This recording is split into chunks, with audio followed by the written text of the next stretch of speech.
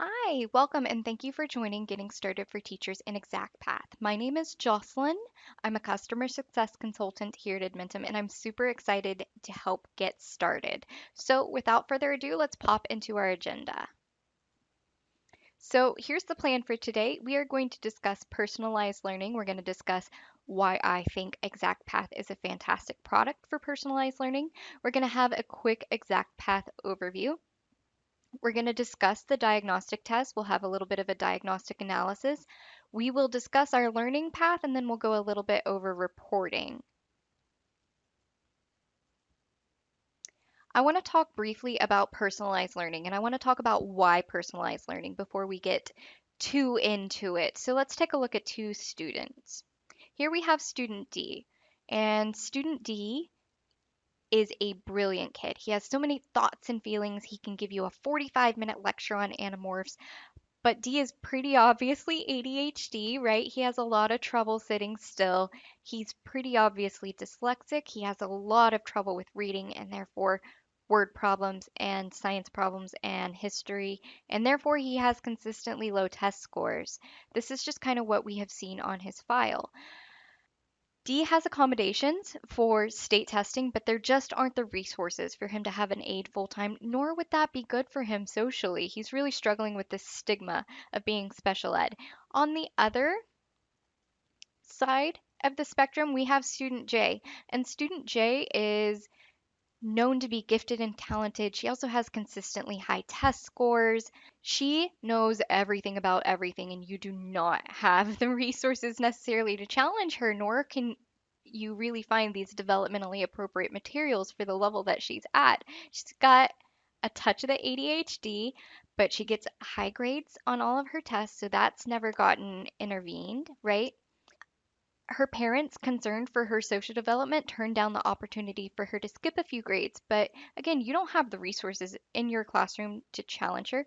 Up on the slide, I have what was kind of noted about J and D as they went through school, the programs they were a part of, the whole reputations, right? But obviously, based on what I'm telling you, this right here, that's not the whole story. And they did both graduate, and Jay went to college, and they both ended up employed, and everything worked out for these two students. But we can see that they didn't really get what they needed as they went through. Students like J and D may sound like extreme examples, a personal anecdote that isn't all that relevant to the day to day of your classroom, but that is only true when they're compared to some sort of mythical average child. And we in education are increasingly accepting that the average child does not exist. We are seeing it in academia, way up at the top at Harvard with Dr. Todd Rose, whose TED Talk you should definitely watch, by the way. We are seeing it in policy with the reforms in ESSA, and we're seeing it in EdTech, like us, as we try to develop software to try to bridge that gap for students like J and D and all the other letters too. Up here on this slide, we have a bunch of different ways that we have seen personalized learning start to be implemented. Now, I don't want to waste your time talking about all of the different things that personalized learning can be when I can only really help you with one. And the one that I can help you with is are these personal learning paths. So how does Exact Path help with that? Well, let's start with our starting point, right?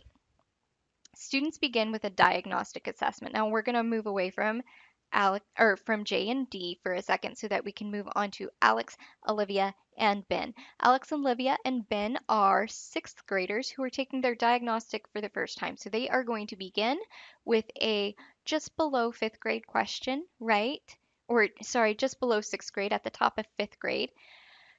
And we're going to ask this question, and we are taking a look. Alex got this first question right, so he moves on to a slightly harder question. He got that one right too. Moves on to a slightly harder question. Ooh, he got that one wrong. We're gonna adjust and ask that easier question again. So as we go through, we get a pretty good idea of exactly where Ben's starting point is. And the same is true for Olivia and for Alex. Now, once we get into the program, we're going to take a look at student diagnostic tests so that we can take a look at what this looks like for each of your individual students. We added a report for each individual student that looks a lot like this. So we have that transparency and that accountability. So Without further ado, I want to hop right into the product. So we are going to go ahead and stop here, and I will be back once we're in. All right, so I am in the product right now. I'm actually in as an administrator. Not that it particularly matters because this particular administrator is also a teacher. So what we see here is we start off with this notification page. Now it is the middle of July, so we don't have any notifications because our students aren't doing anything.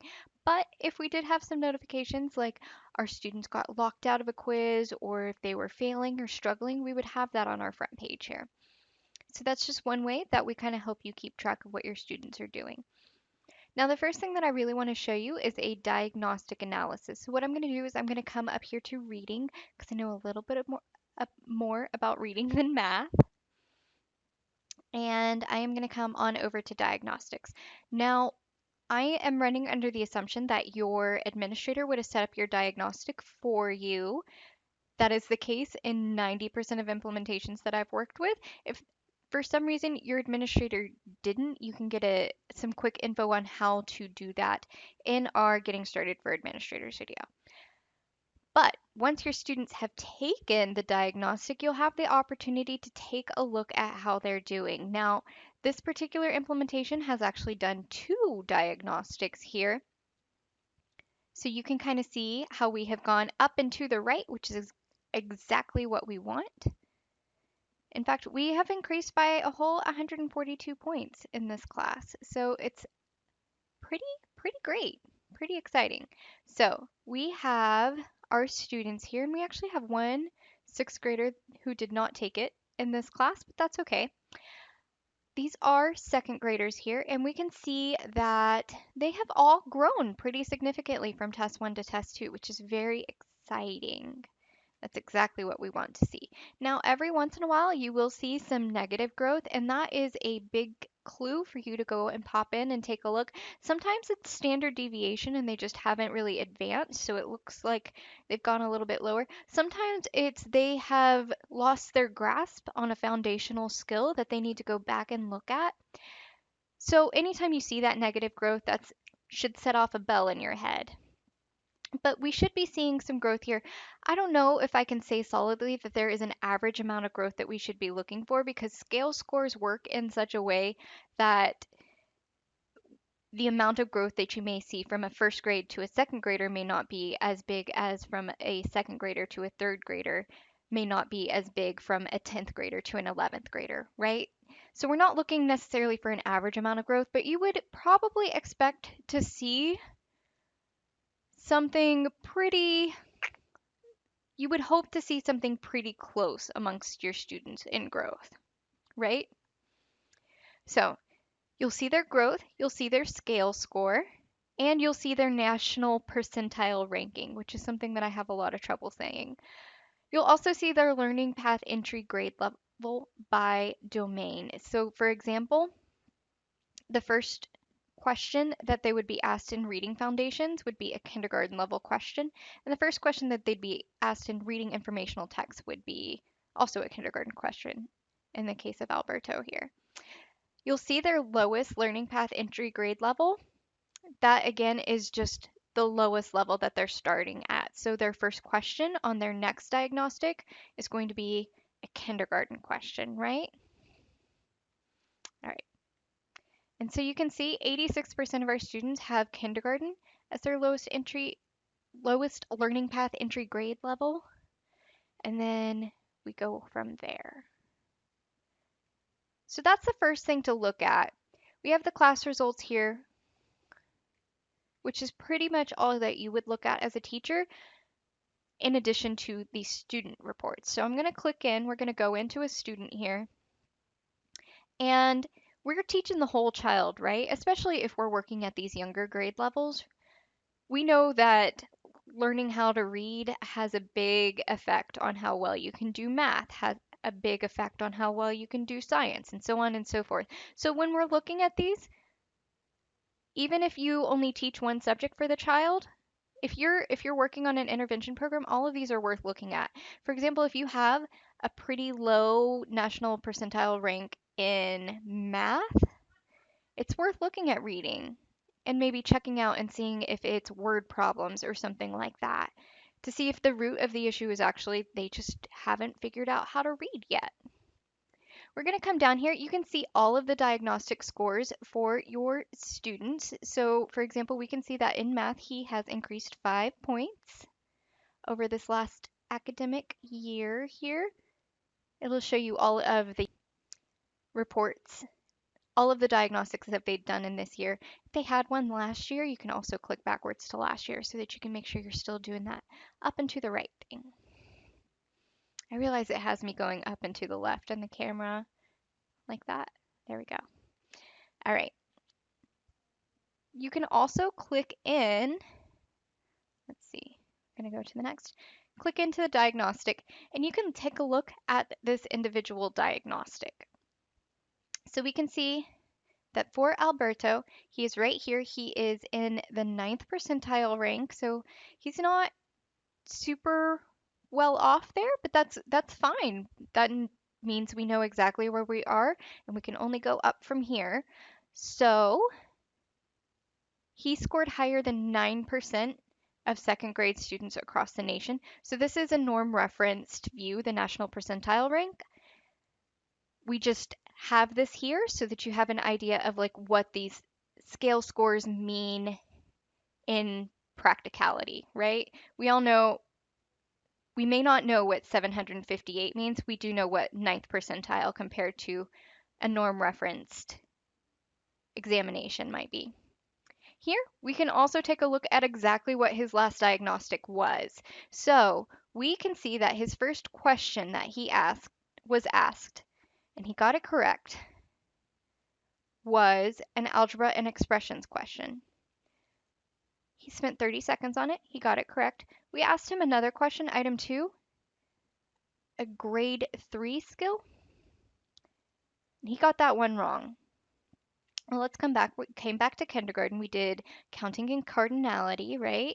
Got that one correct. We went back to second grade, got that incorrect. So as we go through, we are looking for exactly his place here. We're hoping to get a measure of how he's doing. And this way you have a pretty good idea of exactly what they're being asked, right? So these first few questions right here that aren't really going in any particular order, we are getting the first benchmark for each of these questions. And then we start to dig in, going up and down like that, right? You can also come in by domain here. And you can see that in algebra and expressions, number composition, he is doing great here. He got both of the questions that he was asked in number composition correct. Down here in counting and cardinality, also great. He is struggling by the time we get to measurement data and statistics. So again, we have all of this information telling us exactly how our students are doing, not only by subject, but by domain. So the next thing that I wanted to show you was the learning path. So the learning path is based off of what we find on the diagnostic. I got here just by clicking the subject and then clicking learning path. So what we have right here are all of the current activities our students are working on. So this is understood to be right after the second diagnostic, right? Although it would look the same after the first diagnostic. And maybe a little bit of work has been done, not a whole lot though. We can see that Alberto Fountain, let's try to say that, Alberto Fountain is working on syllables right here. He is practicing. He hasn't made it to any of his others, and he seems to be the only one working.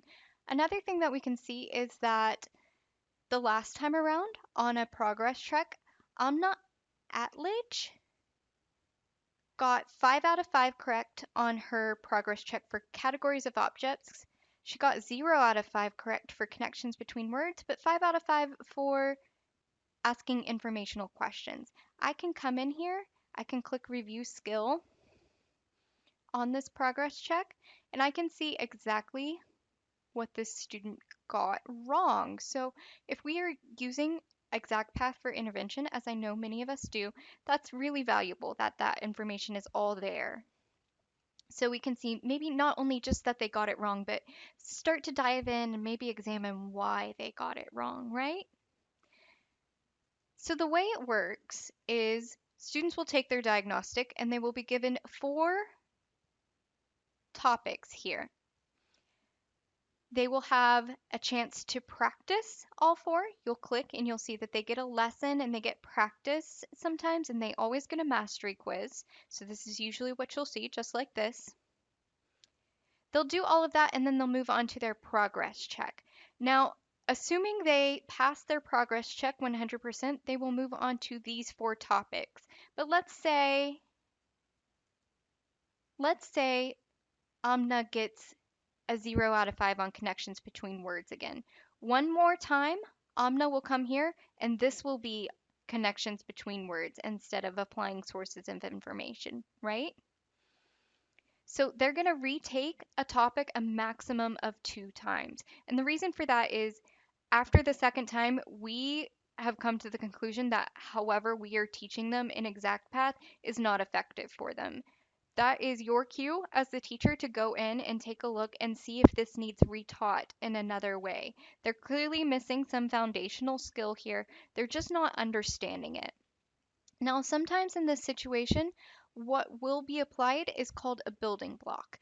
And what this means is that an easier version of the same topic may be given to them. Now, we're at the kindergarten level, so we don't really have those building block topics down here at the kindergarten level. We'll typically see them at the higher grade levels, and we'll typically see them in highly spiralized things. So we tend to see them a little bit more in math than we do in reading, which is just a little less spiralized, right?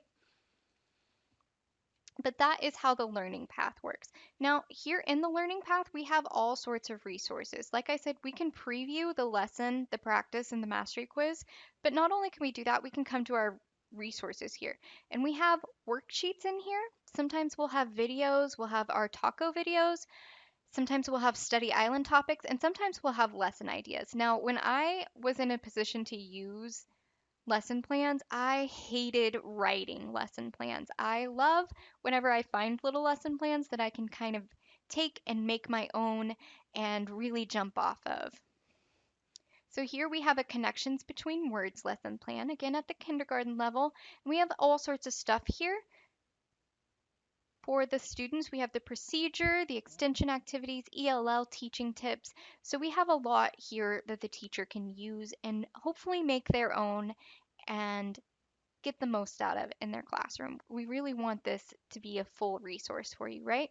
You can also, of course, see our standard coverage, the first round lesson scores. So if they've taken it before, you can see how they did the first time around. And the progress check. So again, we see that they didn't do so hot on the progress check last time. So this is great to see what your students are right now, but I find that for me, the best way to conceptualize where my students are at in relation to one another is right here in the knowledge map. So again, if we click into the knowledge map, we have all that same information. We can see what they're doing on their learning path. We can check out some resources. We can look at the standard coverage. All of that is still there, but we can see where our students are at in relation to each other on this scale here. So we can see that some of our students are at the very beginner emergent levels of this kindergarten reading, right? And we can see that some of them are a little higher up here. They have assessed above some of these other skills and they don't need to practice all the way down here. So this is a great way to start understanding where your students are at in relation to one another. It's really helpful.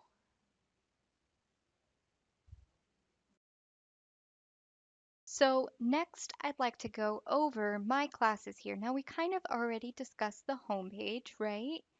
But what I want to show you next is groups. I love groups. I think this is one of the coolest parts of the product. So I'm going to come over to reading. Again, this is the subject that I'm working off of. I'm going to select a domain. I'm going to choose reading foundations and I am going to select a skill. I think I'm going to choose beginning sounds. Perfect. So I have 2 students right now that are practicing beginning sounds, and I have 4 students that have assessed above beginning sounds. So this is a fantastic place. I am going to create some groups here. Now I have this group right here that I'm actually going to just toss because this student is irregular, right? So I'm just going to delete this group.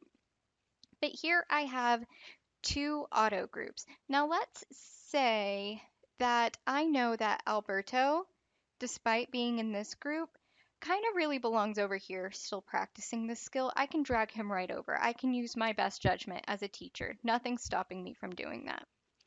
So here I have 3 students who assessed above this skill. So I can put them in a group, and I'm just gonna, oh, sorry, I meant to click that. I'm going to call this Eagles, and I'm gonna call this group Tigers, right? And so what I can do right here is I can add a note. Eagles today will begin with learning path, then small group. Then I can add a note over here, small group, then EP time. Now, this is not how you have to use the notes feature, right? This is just how I like to have it. I like to have whatever I'm doing right in front of me. So if I make a lesson plan, not only do I have like this lesson plan right in front of me, I also kind of have it written on the board somewhere. I also have it right in front of my face on the computer, as many places as I can put it because I need that constant reminder of what my plan for today was. Because when you're a teacher, you have so much going on, right? So something we recently added is that we can create assignments right here. So I'm going to create the assignment, and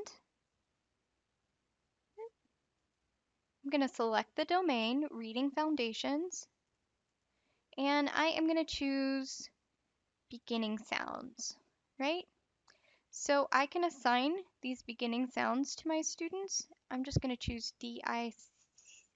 I can click this open. I can view it if I'd like.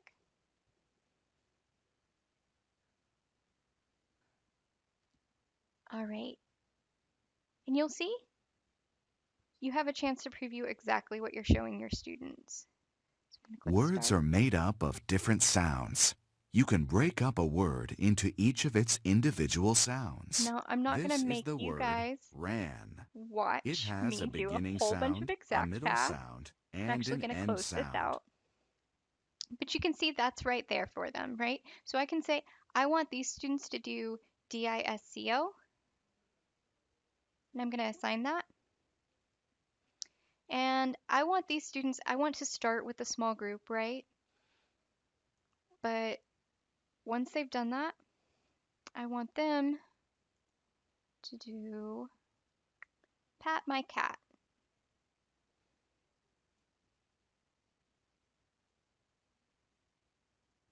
I'm going to assign that right there.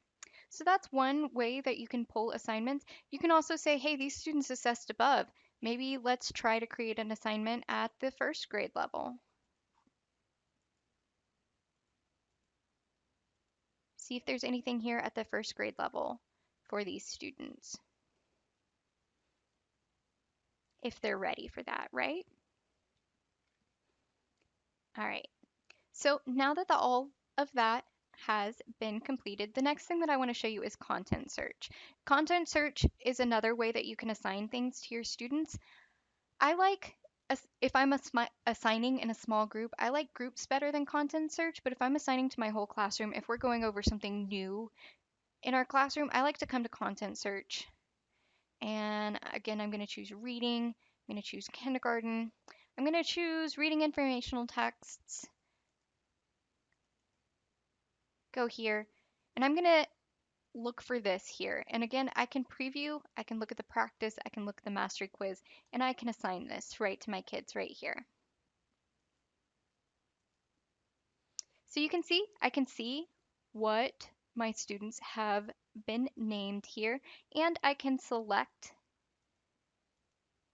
them, or just select all or unselect all, or only select my tigers.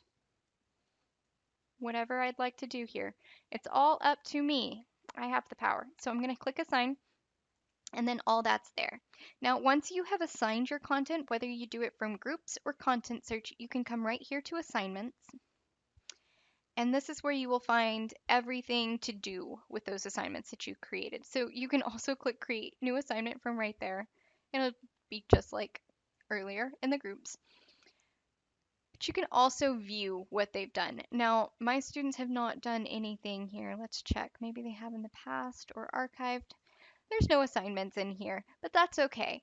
Once they would be done, I could click it and I could see exactly when they started it, exactly when they finished, how long they took, and their score. And then I could come in and click review and see what's going on in there. So again, I have so much information right at my fingertips. Finally, we have challenges. So I love challenges. Challenges are how you motivate students to get on their learning path. So let's look. We already have a challenge right here. It's called Master Those Skills. And you'll see that what it's called is Master Those Skills. The metric is number of trophies earned. It wants you to earn 6 trophies between math, reading, and language arts. The reward, that's question mark, question mark, question mark at this time. We'll see, but the candy may be a hint. And then it's available from now to 2025, which is what you need to do when this isn't a real account. It's a demo account. Usually you set one. And you can see exactly how far along they are on that. So students earn trophies when they complete their progress checks. It is considered skill mastery. So we really want students to earn those trophies. So let's come back to challenges and let's create a new challenge. I'm going to call this, you can see that's all just a bunch of webinar names. I am going to call this Reading Skills Challenge. And I really only want this to be available from now until August 10th. And we're going to do reading. And so we have 2 different metrics that we can choose on for these challenges. We can say time spent or number of trophies earned. Time spent is great when you're first starting out and students are getting used to the program, right? Or maybe they're just beginning on a new learning path after the diagnostic test. It's great when you're starting off. Eventually, what you need to do is you need to move to number of trophies earned. Because what you can do as a student, if you want to, if you really, really want to, you can go in and you can do the same topic over and over again and just kind of like game that time spent to get the trophies. And that's, or not the trophies, to earn your challenges. And that's not what we want. We don't want that. We want students to be going in there and doing their best and working, and that means earning trophies. So I'm going to say I want them each to earn 2 trophies in reading over the next couple weeks. I can describe the reward if I want. And we have all sorts of badges here. I'm going to say, you know what? I'm going to use this badge right here. And I'm going to say movie time with Miss Thompson. Maybe I'm just going to watch a 5-minute YouTube clip with them. Whatever works for your classroom, whatever motivates your students. All right. And we are going to save changes right here. So that skills challenge is right there. Now, last here is manage classes. You can, of course, create another class if you would like to right here. We have all of that available. You just create a class. It's pretty self-explanatory. We can look at it really quickly. In most implementations that I've seen, your admin will go in and create your class for you. If for some reason they have not, you just come in here, you name your class, you select your school, and then you find your students. Through here, you can search for them and click Save Class. Very simple. Let's go back to Manage Classes. But what we usually need to look at Manage Classes for as a teacher is to go over into Student Settings. Now we discussed the learning path entry grade a little bit earlier. I'm going to come straight over to diagnostics to look at these. We discussed the learning path entry grade a little bit earlier. If you have a new student and you know that this student is not prepared to start at their grade level, and I know this is a K through second. Let's say this is a second grader and they're not prepared for second grade level questions, and you know that, and you don't want them to start off discouraged. You can come here and you can say, I want Eliza to start with kindergarten level questions. You can also select text to speech for the diagnostics here. So if you need to turn that on for your students, that is available. I'm going to unselect all. Then I'm just going to save the changes right here.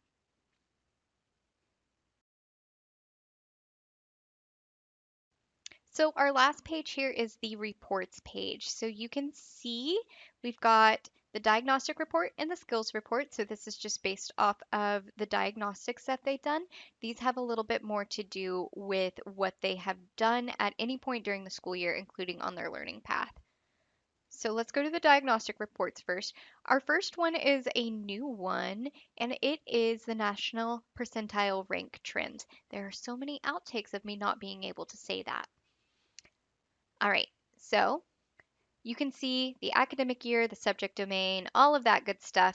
We hover over this, we can see what percentage of our students are in which percentile. So 16% of our students are in the 0 to 24, all the way up to 27% of our students are in the 99th. So we are pretty even.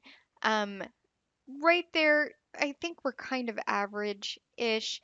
We even out a little bit more here, where less of our students are in the 0 to 24, and more of our students, slightly more, are in the 75th to 99th. So overall, we're moving on up, and that's what we want to see, right? And then you can just kind of see, again, the growth rate here. So we have another way to look at that if you're not a super graphic learner. And you can save this as a PDF or you can print it. So we're going to go ahead and close that. You can also pull the diagnostic results export here. I'm just going to go ahead and download that. It opens in a CSV. It's going to open on my other screen. And this one has a ton of information on it. Drag that right over. Right. This one has a ton of information on it. You see the subject name, the academic year, the location, the student name, the growth from test 1 to 2, 2 to 3, 3 to 4, etc. And then all of this information over here. Now this again is fake data. So this is not real, but you can see their quantiles, all of that stuff. So all of this information is here for you whenever you would like it. And I'm not going to save that.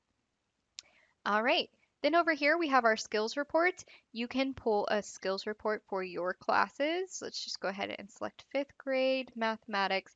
We can see how our students are doing on the 5th grade level. Now again, fake data, but we can see which of our students in each of these domains are ready, failed, placed above, things like that. So we have a really quick snapshot of how we're doing on each of these skills. This is really great if you're midway through the year and you're a 5th grade teacher. You can just pull this report and you can see exactly where your students are. So again, we're just going to exit out of that, and we have learning path progress report here. You can pull a summary or a detail, and we can just see kind of how much time they've spent. Again, this is a really good quick report just to pull. So you can see the number of skills mastered versus the number of attempts, the number of skills assessed. So we have a pretty good measure of, like, let's say we had like a 5 here, but then a 0 here. We'd know, oh, Pauline, you need some help. So this is another great place to just kind of start looking for problems as you go through. And we'll just go right back here. And that pretty much sums up this little reports tab. Again, the meatiest of the reports are going to be in the learning path and in the diagnostics. So that's where you're going to be looking for most of your data. All right. So the last thing that I would like to discuss today is our help center. So we have a fantastic help center. I accessed it just by clicking this right here, big purple button. And you'll see we have a whole lot of stuff in here. You can always check what's new, our sneak peek videos, all of this stuff. Quick start guide, resources. You can come to the rest of our help center in here, find all sorts of data in here. Just information. You can also reach out to our fantastic, amazing, wonderful support team. They have been such a guide and such a blessing to me personally, and I know that they can be for you if you just give them a shot. So if you ever run into any issues, please feel free to reach out to our support team. I'm pointing that way because they're sitting right out there to me. They are here from 7 a.m. to 6 p.m. Central Standard Time. They can be reached at 800 447 5286 or at support@edmentum.com. They'll be more than happy to help you out with whatever your problem may be, even if it's just like, hey, I forgot how to create a class, something like that. So, with all of that said, I do want to thank you for taking the time to watch this webinar today. If you have any questions, my number and email is now up on the screen. Thank you again so much for joining. You have a wonderful rest of your day.